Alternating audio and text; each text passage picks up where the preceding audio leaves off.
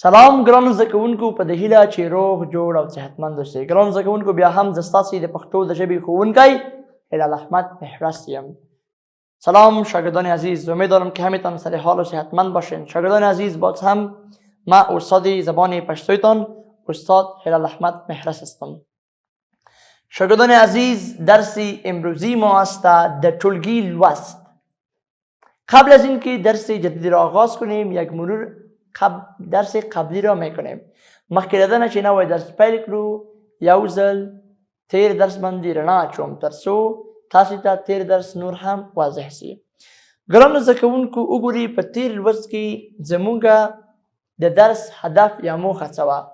په تیر درس کې زموږ موخه دا وه چې زده کوونکي دې وکولی شي، د دریځي بوسیم زده کوونکي دې وکولی شي تر څو د پښتو ژبه څه کړي، زده کړي.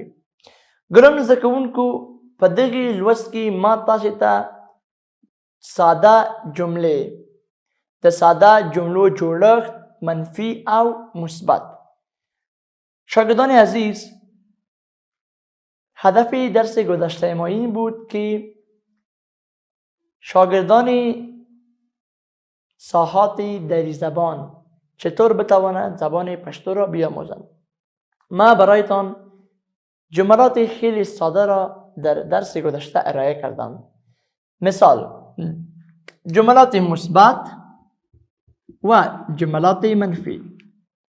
کلمه نه در پشتو، کلمه نه این جمله ما را چی میکنه؟ منفی میسازه. مثال اگر شما در یک جمله بگوین یم، کدام کلمه؟ یم مانا هستم. چی مانا؟ یم مانا هستم.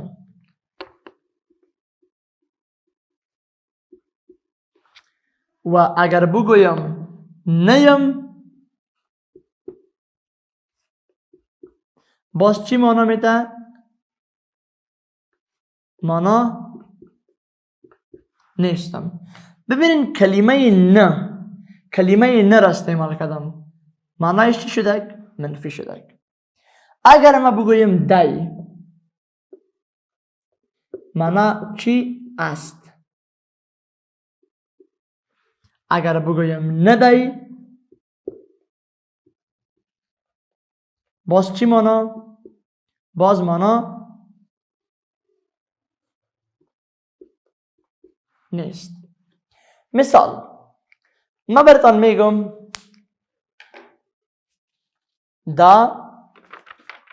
دا یو کتاب دی. ببینید دا یو کتاب دی. دا یو کتاب دی. چی معنا؟ این یک کتاب است.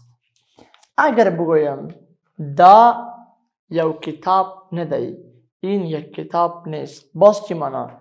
معنا این یک کتاب نیست.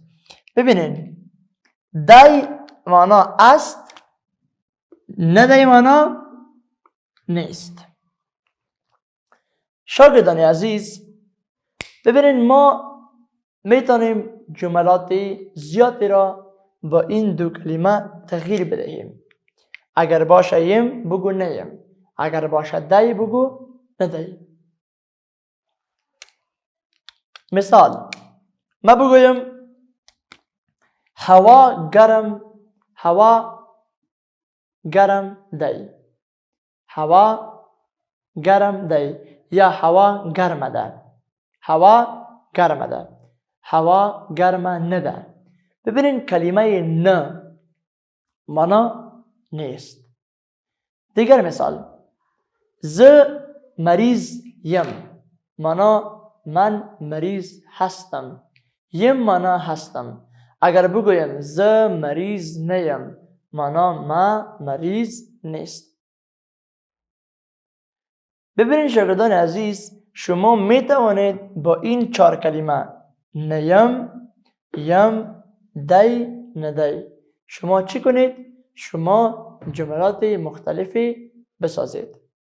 مثال ز ستاسی استاد یم. ما استاد شما هستم. ز ستاسی استاد نیم. ما استاد شما نیستم. اگر بگویم مثال علی استاد دی. علی استاد است. اگر بگویم علی استاد ندی، معنا علی استاد نیست. دیگر مثال اگر بگویم جمال خ هلک دی. جمال بچه خوب است. اگر بگویم جمال خ هلک ندی، معنا جمال بچه خوب نیست. اگر بگویم مثال په ډول که چیرته زه ووایم چې زموږ درس آسانه دی، معنا درس ما آسان است. اگر بگویم زموږ درس آسان ندی، معنا درس ما آسان نیست. شاگردان عزیز ببینین با کلمه نه شما معنای جمله را چی میکنید؟ منفی. یم نیم. با اضافه کردن کلمه نه در زبان پشتو معنای جمله تغییر میخورد. معنای جمله چی میشه؟ معنای جمله منفی میشه. شاگردان عزیز حال شما ببینین اینجا ما چی داریم؟ یک گفتگو داریم، یعنی مرکه داریم. توریالی ستړي مشي. ستړي مشي معنا مانده نباشی. جوړ اوسه، جوړ باشی. توریالی زما نوم توریالی دی. اسم من توریالی است. زما نوم زلمی دی. اسم من زلمی است. اگر بگویی زما نوم توریالی ندی، باز چی معنا؟ معنا اسم من توریالی نیست. اگر بگویی زما نوم زلمی دی، معنا اسم من زلمی است. اگر بگویی زما نوم زلمی ندی، معنا اسم من زلمی نیست. شاگردان عزیز حال شما ببینین ما پایین جمله داریم، جملات داریم. ببینین در این جملات شما برای شما ما خانه خالی دادیم، جایهای خالی است. شما این جاهای خالی را با کلمه نه، با کدام کلمه؟ با این کلمه، کلمه نه چی کنید؟ تکمیل کنید. مثال ز رحیمه یم. ببینید اگر ما در این خانه خالی کلمه رحیمه را پرتیم به این معنی ز رحیمه یم، من رحیمه هستم. در این خانه خالی یکی از اینی اسم ها ببینید الف ب جیم. الف رحیمه، ب زرخونه، جیم خونکی. ایتو گفته میتونین ز رحیمه یم مانا من رحیمه هستم. اگر ب را استفاده کنید ز زرخونه یم. اگر جیم را استفاده کنید ز خونکی یم. اگر میگی من استاد نیستم، ببینید فقط امرای کلمه یم شما کلمه نه را استفاده کنید در زبان پشتو جمله منفی می شود. مثال من بگویم ز خونکی یم.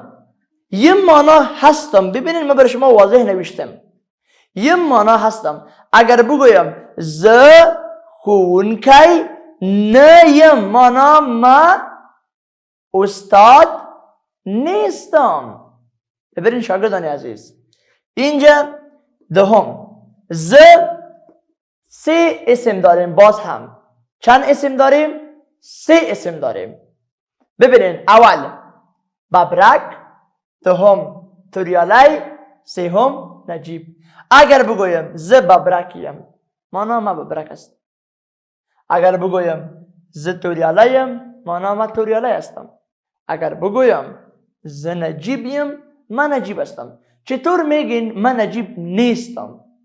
آفرین، قبل از کلمه یم شما چی را استفاده میکنین؟ نه، نیم. مانا ما ببرک نیستم، ز ببرک نیم.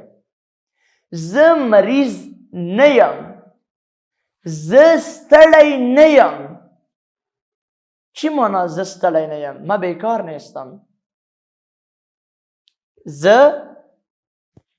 ز مصروف نیم، ز مصروف نیم. مانا ما مصروف نیستم. ز په کور کې نیم، ما خانه نیستم. ببینین، ز شاگرد نیم، ما شاگرد نیستم. مثال، شما به من یک گیلاس آب میتین، به من میگین اوبه واخلی. ما چی میگم؟ ز تگی نیم، ما تشنه نیستم. ببینید کلمه نه معنای جمله مثبت را منفی می سازد. ز تگیم، ز تگی نیم. مثال، اگر بگوییم اوبه یخی دی، مانا آب یخ است. اگر بگوییم اوبه یخی ندی، مانا آب یخ نیست. دی مانا است، ندی مانا نیست. ببینین سیوم، ز باز هم سه کلمه: ملالی، ظلمی، زدکونکی. ز ملالیم، ما ملالی هستم. ز ظلمیم، ما ظلمی هستم. ز زدکونکیم، ما شاگرد هستم. اگر بگوین که نیستم، باز چی میگین؟ نیم. ز ملالی نیم، ز ظلمی نیم، ز زدکونکی نیم. شاگردان عزیز، این بود درس امروزی من. امیدوارم که درس امروزی برای شما مفید تمام شده باشد و شما چیزهای زیادی را آموخته باشید. شاگردان عزیز، تا درس بعدی، خدا حافظتان. ګرانو زده کوونکو، دا و زموږ د نن ورځې درس. هیله مند یم چې تاسو ته د نن ورځې درس ګټور تمام شوی وي. تاسو ډېر څه زده کړي وي. تر بیا درسه پورې تاسې په لوی رب سپارم. ښه ورځ، د خدای په امان.